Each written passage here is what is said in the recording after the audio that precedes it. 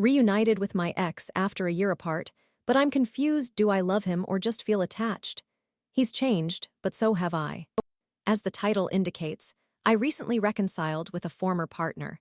We were originally together for 3 years, during which time we enjoyed a wonderful companionship that felt rewarding. I was truly in love with him and dreamed of marrying him while we focused on building a life together. He, however, was not fully committed to the idea of marriage and was uncertain about whether he wanted to marry, although he did want a long-term relationship. We enjoyed a plethora of activities together, shared a mutual friend group, and generally had a great time. We were so aligned in many ways that our time together felt effortless. During those 3 years, we struggled with sexual intimacy. Over time, he disclosed that he had a pornography addiction, which explained his difficulties with arousal despite my enthusiastic attempts. He was generally not very physically affectionate, often leaving me feeling unwanted, as I require physical closeness. Coupling this with his challenges with intimacy and his apparent lack of interest in me physically negatively impacted my self-esteem. Additionally, he drank alone every night to the point of sounding inebriated during our conversations and would not recall our discussions the following day. This behavior was frustrating to me for numerous reasons. Despite several discussions about our sexual and alcohol-related issues, he made no effort to change and became defensive whenever we addressed these matters. I would characterize him as a high-functioning alcoholic, which was puzzling. He was incredibly supportive of his family and friends, maintained a beautiful home that he took care of diligently, paid his bills promptly, had savings and investments, and assisted elderly neighbors by providing food and lawn care. He had a genuinely kind disposition and appeared to be a good person both socially and to my family, so his nightly drinking alone did not strike me as indicative of being a bad person, leading me to somewhat accept his behavior. Ultimately, I ended the relationship. It was painful and challenging because I loved him deeply and often envisioned a future with him. However, I was ultimately fearful of spending my life with someone who struggled with alcohol and showed limited interest in me sexually. I opted to prioritize my own well-being. Fast forward several months without any contact. I dated another person for a couple of weeks while exploring my independence. I focused on self-dating, treating myself how I wished to be treated, which transformed something within me to the point that I no longer actively sought a new relationship or someone with whom to build a future. I experimented briefly with dating apps, but lacked interest in pursuing anyone further. My primary concern became whether a potential partner would enhance or disrupt my newfound peace. I no longer wanted to sacrifice my tranquility. I hoped for a relationship where both of us could find peace individually before enjoying it together. At some juncture along this journey, my former partner and I resumed communication. After his parent passed away, due to our close connection within the mutual friend group and my ongoing contact with his mother, we all gathered to offer our condolences. Seeing my ex in person for the first time after such a long separation reignited feelings between us. We began talking on the phone more frequently and eventually daily. Our conversations remained rooted in friendship, allowing us to get to know one another in ways we hadn't while we were previously together. We touched on various aspects of our prior relationship, and he frequently reflected on his behavior, expressed remorse, and we worked towards clarification. Through these discussions, we developed a profound emotional intimacy, even without being physically present with one another. From what he communicated, during the past year of our phone conversations, he had made substantial changes. He reduced his drinking and was actively collaborating with his primary care physician to monitor his alcohol intake and overall health monthly. He also curtailed his pornography consumption, and we explored in depth how that affected him and our relationship. He invited me on a date and took me on one of my favorite experiences in the city, a sunset train tour, followed by dinner at an exquisite restaurant I had never visited before. This was a significant gesture for him, as he had never been one to plan elaborate dates. After a few more outings, he requested that we become exclusive again. I expressed my uncertainty, prompting a discussion about the reasons for our previous breakup. At that point, our interactions felt similar to dating someone new, and the deep feelings I had once possessed were absent. Instead, it felt light and enjoyable, like a pleasant vibe in my heart. After a couple more weeks and another request, I decided to give our relationship another chance, feeling we'd spent adequate time together that reflected the changes he claimed to have made. We had intimate moments, and it was genuinely enjoyable. He managed to maintain arousal for a sufficient amount of time, which, for me, was satisfactory, considering we shared ample moments of kissing and cuddling before that. Furthermore, he seems genuinely committed to improving his physical affection.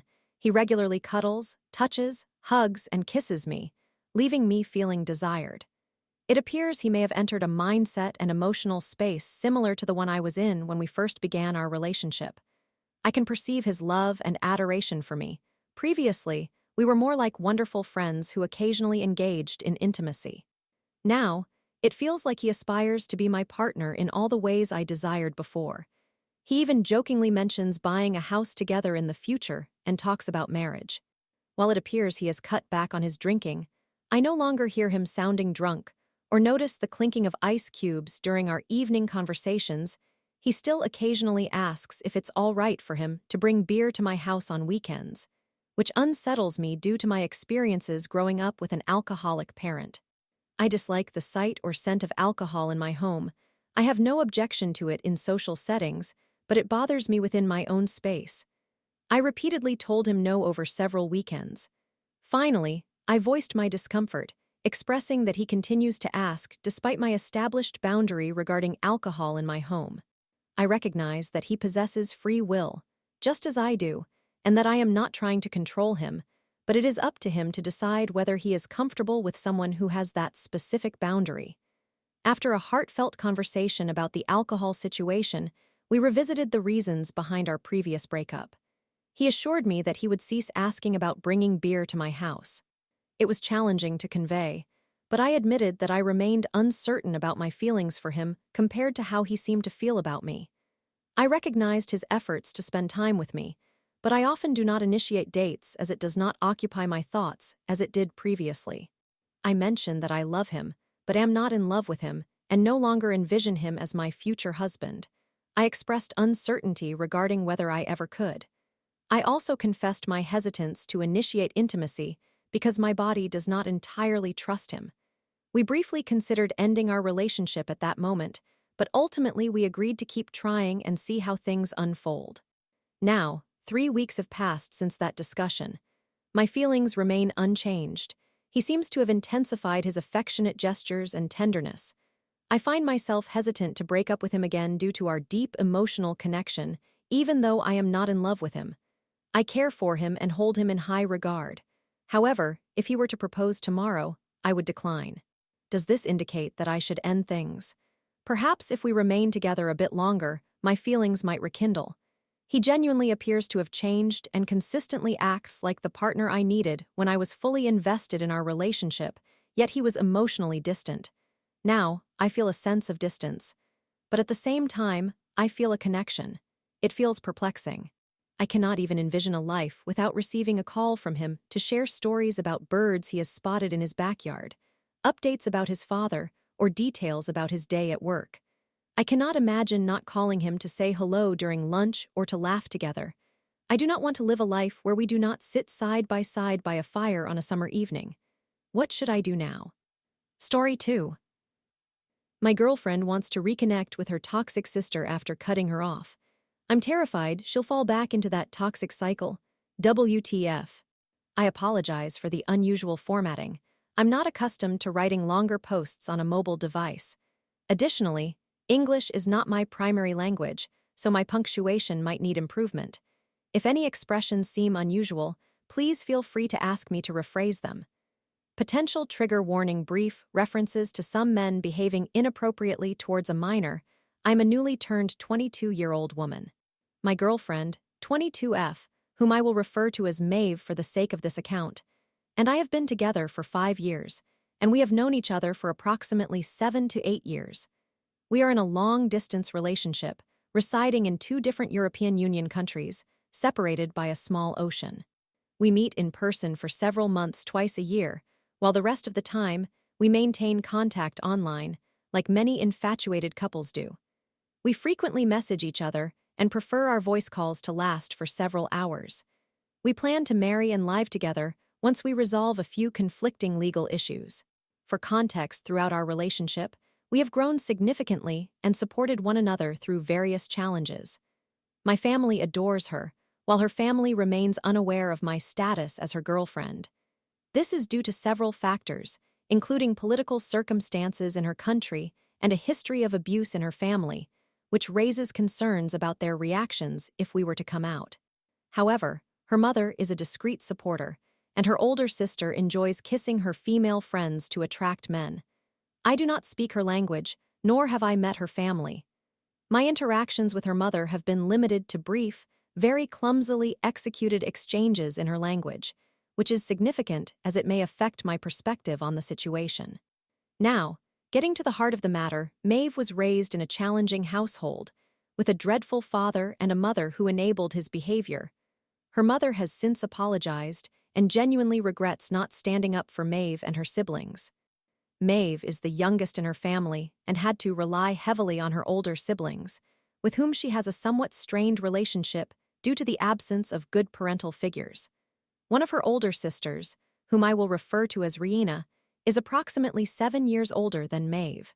Reina occasionally defended Maeve from their parents and their older sister while growing up.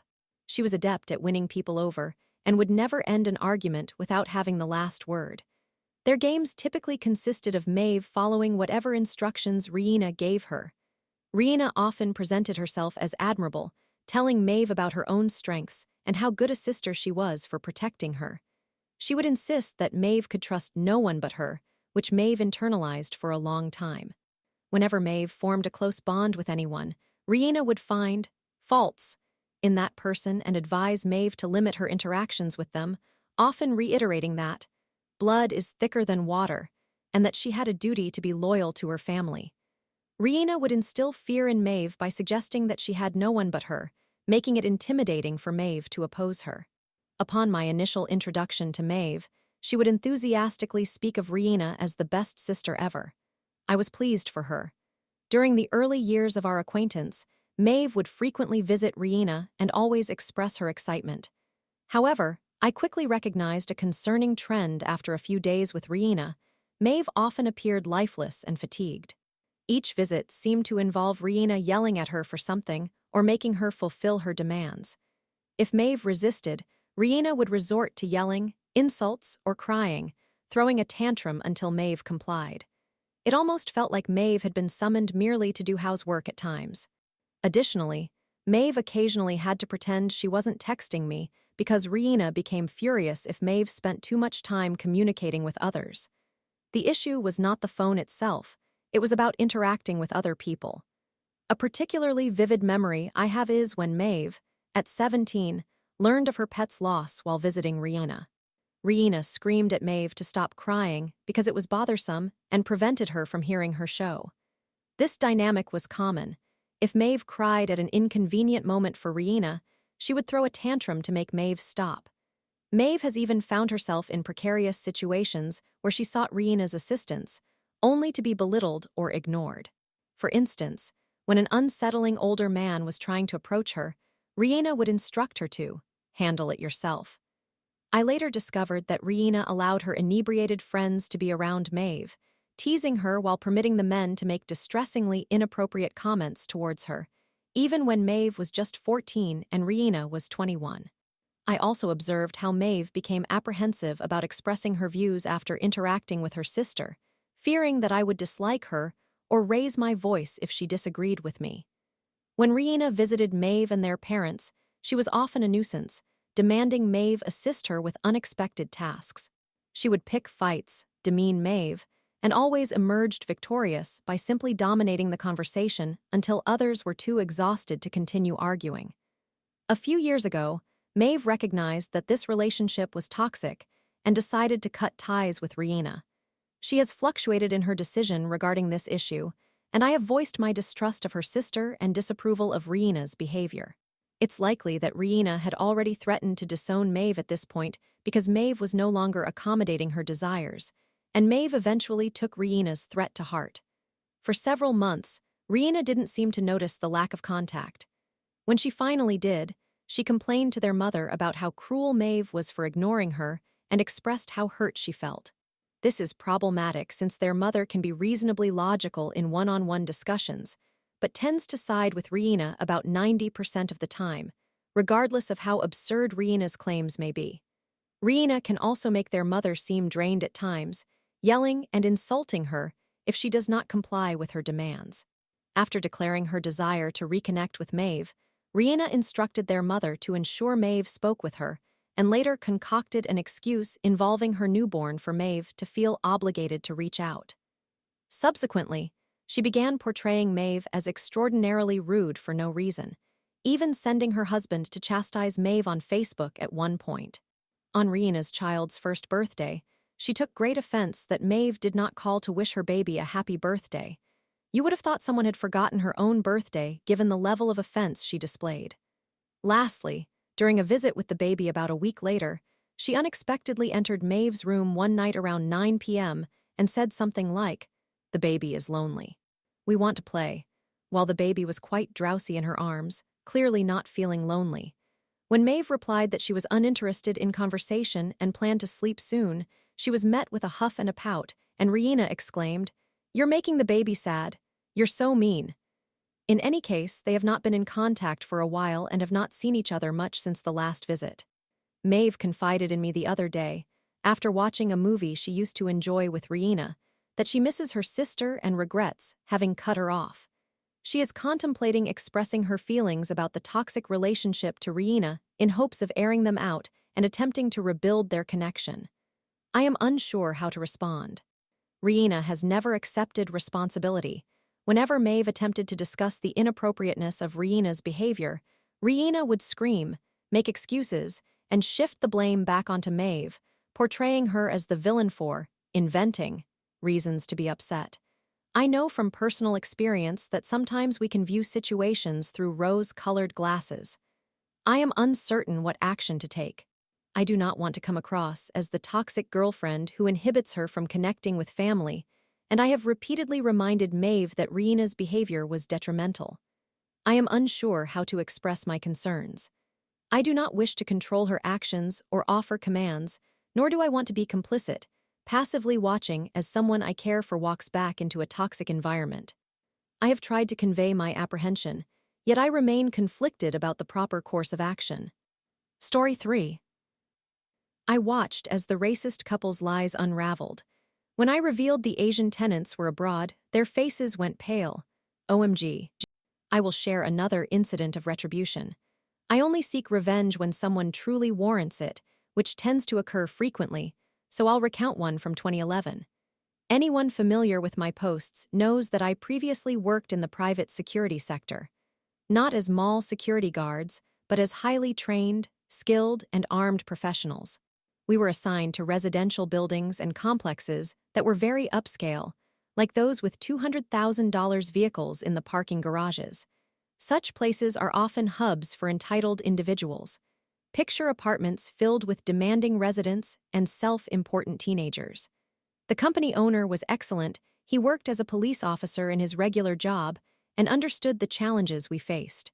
His guidance was to be cordial, but to exert authority when necessary, and not to tolerate disrespect. He also mentioned that if we didn't receive 2 complaints a month about our service, it meant we weren't engaging the residents adequately. This information is relevant to the act of revenge, as each supervisor managed 10 to 15 properties. Regular officers conducted patrols, but we were responsible for assisting with evictions, participating in town hall meetings regarding security matters, determining patrol strategies, and identifying problematic areas needing attention. I oversaw 12 properties. In one particular apartment complex, we had a couple who incessantly called us.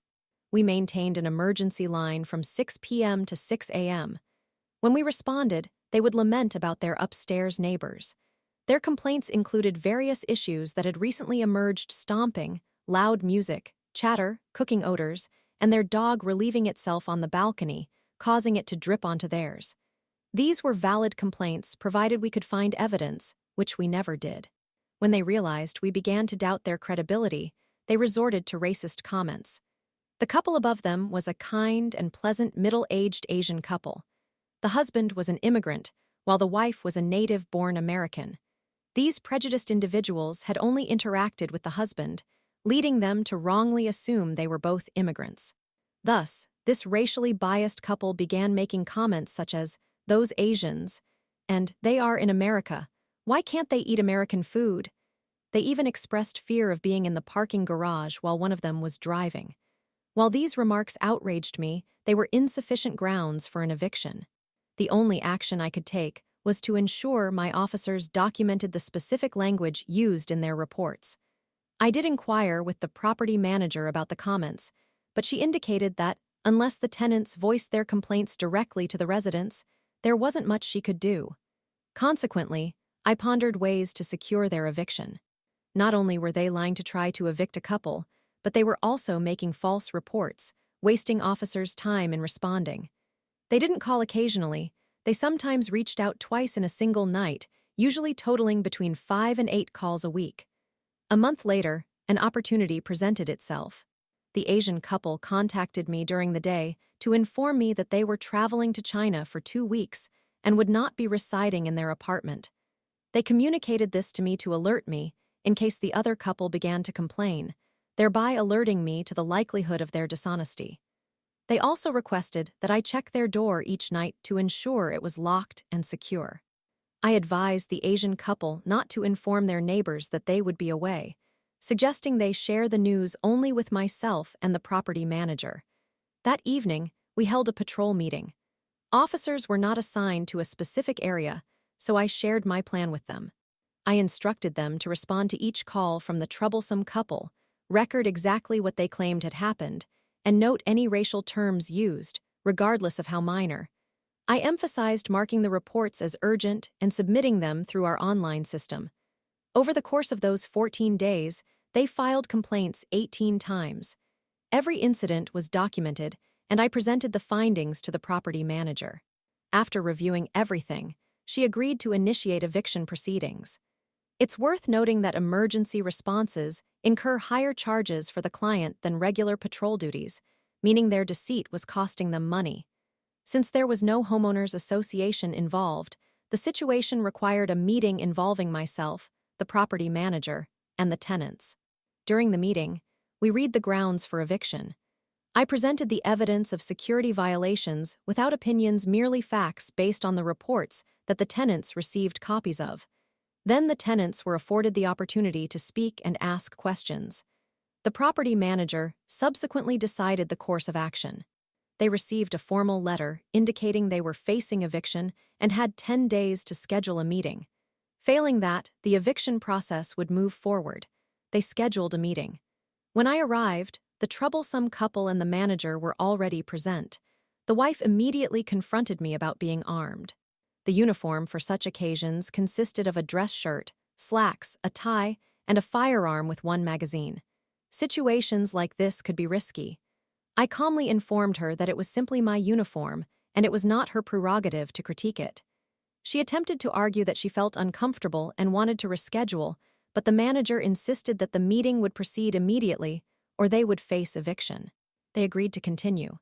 For legal reasons, these meetings were recorded on video to prevent tenants from lying during eviction proceedings or pursuing lawsuits. In front of me were all 18 reports, and we went over each one: time, date, caller, and apartment number. I read each statement, asking them to clarify what they believed to be false or true. The only assertion they made was that the racial terms were inaccurate. At the end of each report, I confirmed the accuracy of the fact that tenants in apartment XYZ were playing their music too loudly, but they were asserting that the remarks regarding their race were false. I received affirmative responses every time. Around the 7th report, I believe the wife caught on. She began complaining that I was prolonging the process. I maintained a courteous demeanor and reminded her that this was my time, and they had ample opportunity to object and ask questions only after I had finished presenting. I then continued through the rest, allowing them to build their defense. Once I finished gathering their admissions of dishonesty, I informed them that the tenants in question were actually out of the country during those 18 complaints. Furthermore, the tenants had provided proof of their absence, and my officers had checked the apartment nightly to confirm it was vacant. I ended my segment with a pleasant smile, although their expressions revealed a mix of anger and fear. They lacked a defense, essentially accusing me and the manager of favoring immigrants over Americans. Oh, did I mention that the manager herself is an immigrant? That revelation caused an uproar. When they made that assertion, she intervened to disclose her background, but this only intensified matters as they accused her of taking sides with her own kind. Throughout this, I remained calm and collected, even as my mind raced with anxiety. After a few more racially charged remarks, the manager halted the discussion, declaring them guilty and stating she would complete the eviction paperwork the following morning. Ultimately, they were given 14 days, and according to what I heard, the judge granted them 30 days, which they lost after calling him a racial slur. I was able to notify the accommodating Asian couple that the ordeal was concluded, and they no longer needed to worry, as we would cease responding to calls about their apartment for the next 14 days until the eviction process was finalized and the problematic tenants departed. However, they were always welcome to reach out if they required assistance or encountered any issues. Security officers aspire to assist, yet we often find ourselves constrained by laws, property management rules, or both. It's gratifying to effect positive change. Update: I appreciate the awards from everyone. I hesitated to share this story and did not anticipate it would gain such attention. Story 4. I reported my sister for underage drinking and cut all contact. I feel relieved, not guilty. OMG, I finally chose my piece. I, 21 years old, female, have been in conflict with my sister, 19 years old, female, for several years now. Perhaps we seem too young to be dealing with such serious issues, but yesterday marked the tipping point in a long and difficult struggle. To provide some background, we are the younger of 3 daughters and have always had a tumultuous relationship. During our childhood, she was fine and we generally got along, but when she turned 11, she began to change drastically. I am unsure of the cause, but it felt as if she transformed overnight into a different person. She became unkind and critical, attempting to bully me at school, which my parents dismissed because I am the older sibling. A year later, she began using marijuana with her friends, and when I informed my parents, they advised me to stay out of it. She started stealing from both me and our parents, yet once again, no action was taken. By the age of 14, she was regularly taking money from my mother's purse, skipping school to smoke with her peers, and associating with questionable individuals after class. Whenever I raised concerns, I was told that I was being an intrusive older sister and to let them handle it. Spoiler alert, it did not work. When she was 15, we discovered that a 30-year-old man had been grooming her and she was contemplating running away with him. We intervened, and she erupted with anger afterward. She began to argue with, and physically confront, teachers and fellow students at school, and eventually, her poor attendance forced my parents to transfer her to a different school. She refused to attend because her friends did not go there, and ultimately she dropped out. Before I graduated high school, I was sexually assaulted, and she spread a false rumor about me willingly pursuing that individual to all of my closest friends. She attempted suicide twice afterward. During her second attempt, she tried to overdose on my antidepressants, begging me to let her die as I held her. It was arguably the most traumatic night I have ever experienced. While she was hospitalized, I called her every day, and upon her return, I assisted her with her general educational development classes and exams so she could graduate. I even helped her apply to the same college as I was attending, hoping we would become closer. For a brief period, we did, but then our relationship took a nosedive. She began attending college with me, but immediately abandoned her former behavior of wanting to spend time together and converse constantly. We would occasionally plan to meet, but she continuously canceled on me often without even offering an excuse, including on my birthday. Eventually, I ceased making plans altogether. I learned through mutual friends that she was attending parties every weekend, stealing from random men, and associating with much older women. At one point, she was drugged by some of these older men, which resulted in our older sister and me spending an entire night searching for her in our city because she would never share her location, wanting to keep us in the dark about her party outings. It was anxiety-inducing and frightening. While I was away during the summer, I offered her a place to stay at my apartment after our older sister kicked her out due to her excessive drinking and stealing. She accepted my offer but brought along a friend I disapproved of, who was using meth, without informing me, knowing I would decline. Her friend went through withdrawal and began smoking meth on my porch, leading my mother to evict both of them. She threatened to end her life on the phone with me if I did not allow her to return to my apartment without undergoing a drug test. Even from hundreds of miles away, she kept me in a state of worry and fear. Some equally distressing events have transpired, but this past Christmas, everything reached a breaking point. For the previous year, my two closest friends, a 23-year-old male and a 22-year-old female, who are also my cousins, had been acting strangely and ignoring me. I later discovered that they had been binge drinking with my sister and deliberately excluding me while being secretive about it because I do not drink and have expressed my dislike of their drinking with her. On Christmas, my younger sister abandoned our family, sneaking out of the window to drink with them. While out, she stole a significant amount of alcohol and searched through everyone's cars looking for money. She returned in the morning looking jaundiced and clearly extremely hungover, likely high as well. A major argument ensued, and with the support of my now ex-friends, she drove off. Ironically, the previous Christmas, she had gotten drunk and assaulted me for attempting to distance myself from her. Recently, my dad suffered a stroke due to his excessive working hours. He is 48 with pre-existing health issues and currently works between 60 and 80 hours each week to financially support the family and cover my younger sister's rent. She has not held a stable job in 2 years, which means my parents are responsible for both her tuition and housing expenses.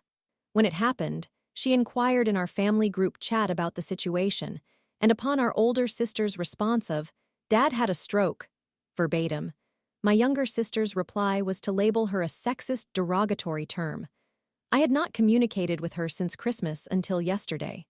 A few days ago, I confronted one of those ex-friends about his behavior towards me, and I suppose he informed her, as she then sent me a series of messages claiming that I was not her sister, that I was a foolish individual, and that I should find new friends if I was so upset.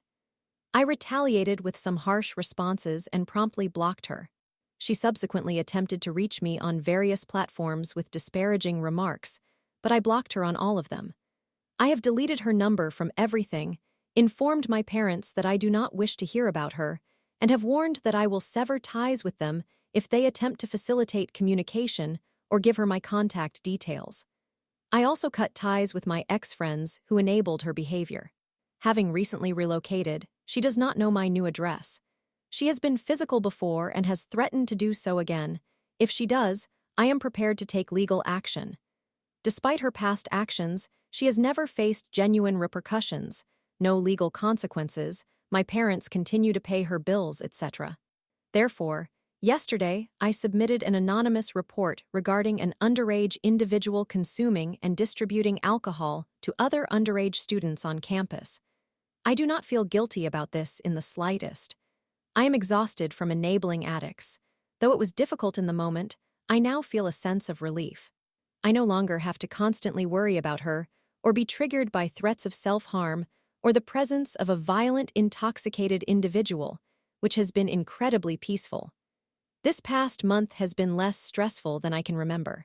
I no longer fret about concealing money from her potential theft. I do not need to monitor her location for the sake of my parents, and I am free from the pressure to drink simply because my intoxicated sister is throwing a tantrum over my choice not to. I do not believe she realizes the extent of the impact her behavior has had on me or others.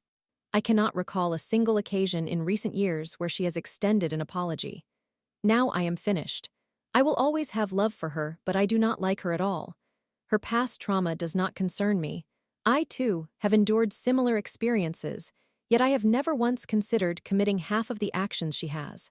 Even at her best, she is unpleasant, constantly critical, making her emotionally exhausting to be around. I had contemplated going no contact for some time, but now I intend to do so indefinitely. I gain nothing from our relationship, and it is disheartening to acknowledge this after having invested so much emotion into it. The only potential condition under which I would reconsider is if she entered rehabilitation, maintained sobriety for at least a year, and offered a sincere apology. However, even then, I remain uncertain. Perhaps we are indeed too young to make such decisions, but I cannot squander my energy and emotions on this when there are other priorities demanding my attention.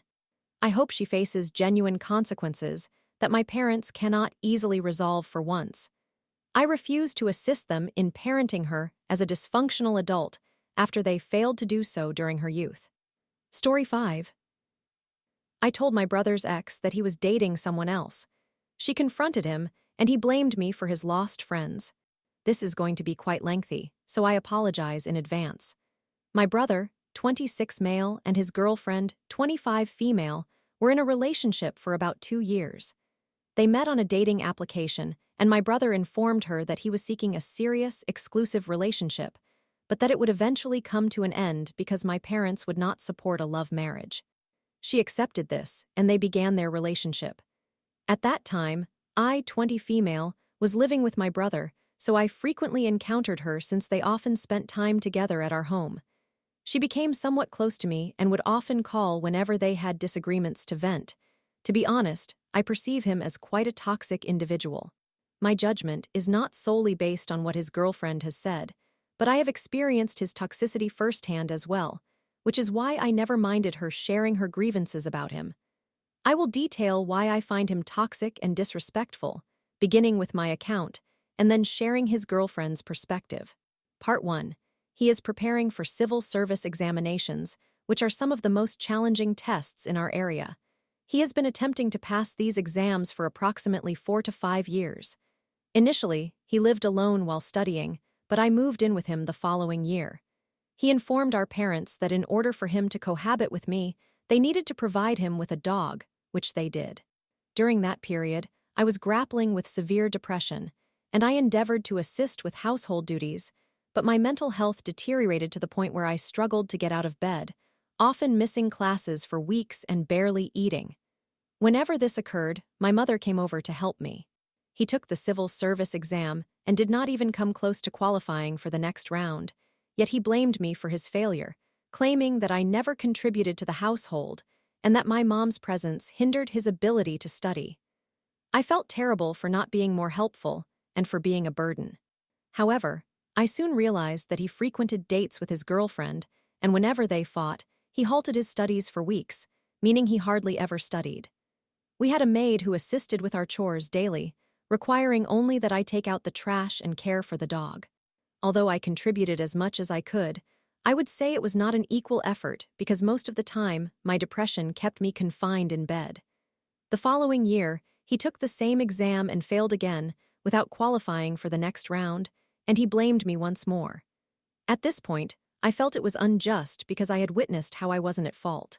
He squandered his time going out with his girlfriend and friends. We quarreled about it, and my father pressured him to find a job. He is unemployed, and my father funds both of us. He came to the conclusion that I was the reason he was unable to succeed in the exams. Consequently, he decided he wanted to relocate to another state, claiming to my father that there was a superior coaching center there, as my father would not allow him to move if he stated that I was the reason for his desire to relocate. My father agreed, and he moved to a different state. Although his girlfriend did not want to end their relationship, he opted to break up, but they continued to stay in contact. Part 2. His girlfriend would bake brownies and prepare meals for both of us, often traveling 2 hours just to see my brother.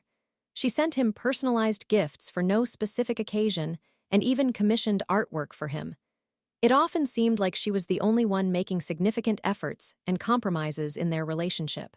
Whenever they had disagreements, she would be the one to apologize, regardless of whose fault it might have been, as he would refuse to speak until she did. On one occasion, she traveled to our apartment, spending 2 hours to be with him for just 1 hour, and he yelled at her for interrupting his sleep and refused to open the door. She came to my room in tears and then went back to apologize to him. He has always been irritable, often taking it out on her, and she silently endured it. Fast forward 2 years, he moved away and they broke up. He sent her mixed signals, calling her endearing names and showing jealousy when she went out with male friends. She believed he still had feelings for her and hoped he would stand up to my family and marry her. She was convinced he had not moved on. As she was preparing to move to the UK for her master's degree, she wanted to give him a MacBook for his birthday, and she did. She took out a loan to purchase it. Initially, he was somewhat upset, but he accepted it knowing she had taken a loan. Months passed, and she discovered a video of him engaging in intimate conversations with another girl online, who threatened to share it with his followers on Instagram unless he sent money. Understandably, she was disturbed and angry with him. Nevertheless, she attempted to assist him in filing a report because she was concerned for his safety. He justified his actions to her by claiming he only did it because he felt extremely lonely so that she would not harbor resentment towards him. When I inquired if this girl was now his girlfriend, he claimed she was just a random person online whom he did not know. When I asked if he was dating anyone, he admitted he had been in a relationship with someone new for 3 months and that they had broken up just before the incident with the online girl occurred. He later mentioned that they had reconciled, telling his girlfriend that someone had edited his video and was circulating it among people around him. When he told me he had ended things with his current girlfriend when the phone sex incident occurred, it felt like a lie intended to conceal that he had cheated. Regardless, when his ex-girlfriend sent him the MacBook, he was already in a relationship with this new girl. This situation felt wrong to me, but I did not believe it was my place to inform his ex. Still, she frequently reached out to me, expressing her hopes for a reunion and intentions to do things for him, and I felt compelled to inform her myself because I knew my brother would not. I cautiously suggested, "What if he is dating someone?" Initially, she dismissed the idea, insisting there was no way he loved her, but she eventually grasped my implication and broke down in tears. She became furious with him and wanted to confront him about it. I requested that she keep my name out of their discussion, as I feared he would hold a grudge against me, but she ignored my request and informed him that I had shared everything. I felt betrayed by her for putting me in a difficult position when I was trying to assist her, and I questioned whether my actions were right, which is why I am sharing this post. Later on, she informed her friends, and they all ceased communication with him. He blamed me for losing his friends, and I ultimately blocked him and distanced myself because I do not appreciate being held responsible for everything that goes wrong in his life. I am open to answering any questions and would like to hear your thoughts.